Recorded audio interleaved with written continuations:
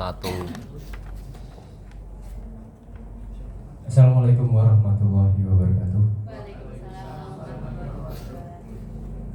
Terhormat Ibu Dr. Andati Istiqomah MPD selaku Kepala Sekolah SMA Negeri 1 Ulu Jami serta sebagai mentor peserta orientasi pengenalan nilai dan etika instansi bagi P3K Provinsi Jawa Tengah angkatan 53-57 di Kabupaten Malang. Mari yang saya hormati pula rekan-rekan peserta orientasi yang terkumpul dari beberapa sekolah, ada yang dari Wiradesa, Bodeh, kemudian Ulu Jami juga termasuk, kemudian Comal, SMA Pojok juga. Sebelumnya mari kita panjatkan puji syukur kehadirat Allah Subhanahu wa Ta'ala atas segala nikmat dan karunia sehingga kita bisa berkumpul di sini melaksanakan orientasi pengenalan nilai dan etika instansi bagi P3K Provinsi Jawa Tengah angkatan 53 sampai 57 tahun 2024. Dalam kesempatan ini saya mengucapkan banyak terima kasih kepada yang pertama Ibu Dr. Andati Istiqomah selaku mentor yang sudah membimbing dan menuntut saya dalam membuat laporan orientasi pengenalan nilai dan etika. Kemudian terima kasih juga buat rekan-rekan semua yang sudah banyak membantu memberikan gagasan ide dan sebagainya. Terima kasih banyak. Dalam kesempatan ini saya akan mempresentasikan seminar laporan orientasi pengenalan nilai dan etika bagi P3K Provinsi Jawa Tengah angkatan 53 sampai 57 Provinsi Jawa Tengah sudah tahun 2024. Sebelum masuk ke materi, saya akan sedikit memperkenalkan diri. Nama saya Ahmad Budi Mukhairi. Unit kerja saya ada di SMA Negeri 1 Comal. Kemudian mapel yang saya ampu adalah PJOK. Kemudian yang tidak saya tulis di PPT, saya beralamatkan di Desa Tumbal RT 2 RW 2 Kecamatan Comal Kabupaten Pemalang. Baik, langsung saja ke poin berikutnya. Latar belakang yang pertama, berdasarkan Undang-Undang Nomor 5 Tahun 2014 tentang Aparatur Sipil Negara Bab 1 Pasal 1 Ayat 2 menyatakan bahwa aparatur sipil negara yang selanjutnya diangkat ASN adalah profesi yang memiliki kewajiban mengelola dan mengembangkan dirinya serta mempertanggungjawabkan dan menerapkan prinsip merit, keadilan dan kesetaraan dalam pengelolaan aparatur sipil negara dalam pelaksanaan manajemen aparatur sipil negara. Kemudian latar belakang yang berikutnya, dalam rangka untuk meningkatkan kapasitas kemampuan ASN khususnya P3K baru di lingkungan pemerintah Provinsi Jawa Tengah, diperlukan mekanisme untuk melakukan pembinaan dan pembekalan kepada pegawai baru melalui orientasi pengenalan nilai dan etika instansi pemerintah bagi P3K Dinas Pendidikan dan Kebudayaan Provinsi Jawa Tengah. Kemudian poin yang berikutnya adalah maksud dan tujuan.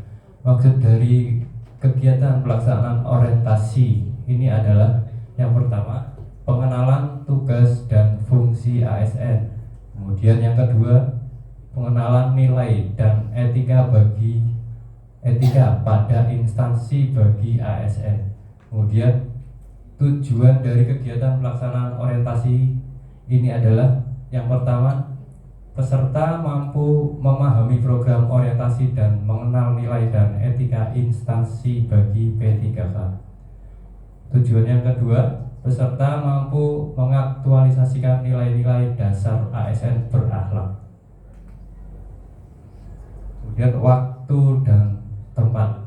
Untuk waktu, kegiatan orientasi pengenalan nilai dan etika instansi bagi P3K Provinsi Jawa Tengah berlangsung selama 10 hari, dimulai dari tanggal 4 sampai dengan tanggal 14. Dari rentang waktu itu terbagi menjadi 3 bagian. Yang pertama itu pada tanggal 4 sampai dengan 6, hari Senin sampai dengan Rabu, yang orientasi itu dilakukan secara daring, e-learning dengan narasumber dari Provinsi Jawa Tengah. Kemudian agenda yang kedua itu dilaksanakan tanggal 7 sampai dengan 13 November tahun 2024, dilakukan secara blended learning. Kemudian yang ketiga, tanggal 14 November 2024 dilakukan seminar secara luring. Untuk tempatnya, orientasi dilaksanakan dengan model virtual atau e-learning di Satuan OPD Cabang Dinas Wilayah 12 SMA Negeri 1 Jombang. Kemudian kegiatan mentoring dan seminar dilaksanakan secara blended learning di SMA Negeri 1 Ulu Jami.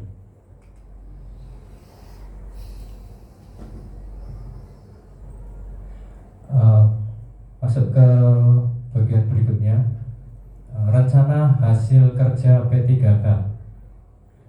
Rencana hasil kerja pimpinan yang diintervensi.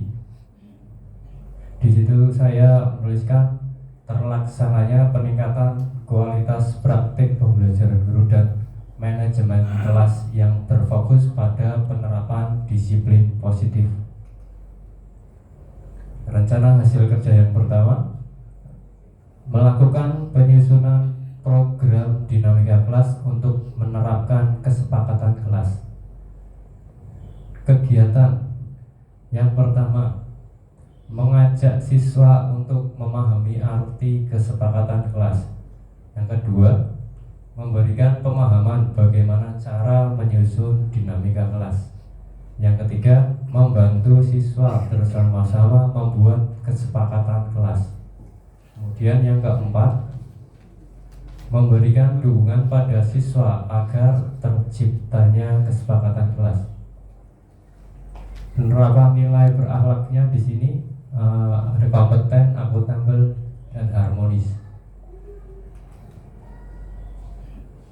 Rencana hasil kerja yang kedua, memberikan penguatan positif untuk perilaku yang sesuai dengan kesepakatan kelas saat kegiatan belajar mengajar. Kegiatan itu yang pertama, satu, memberikan pujian secara verbal dengan menyebutkan perilaku positif yang ditampilkan siswa. Dua, memberikan penguatan secara langsung ketika ada hal positif yang dilakukan oleh peserta didik. Dan yang ketiga, memberikan penguatan segera setelah muncul respon atau tingkah laku tertentu. Penerapan nilai berakhlak di sini akuntabel dan harmonis. Kemudian rencana hasil kerja yang ketiga, membantu peserta didik menyadari konsekuensi dari perilaku yang melanggar kesepakatan kelas. Kegiatannya, satu, mendengarkan sudut pandang peserta didik terhadap perilaku yang melanggar. Yang kedua, memberikan dukungan kepada peserta didik dalam melakukan perbaikan perilakunya. Kemudian yang ketiga, melakukan pembinaan untuk mencari letak yang kurang tepat dan apa yang harus dilakukan. Kemudian yang terakhir, memberikan konsekuensi yang bersifat edukatif. Rencana hasil kerja keempat, menciptakan budaya sekolah yang mengedepankan sikap saling menghormati. kegiatannya antara lain: 1. Komunikasi yang efektif. 2. Integrasi nilai-nilai dalam kurikulum dan kegiatan sekolah. 3. Pembentukan lingkungan fisik yang mendukung. Kemudian 4. Peran guru sebagai model.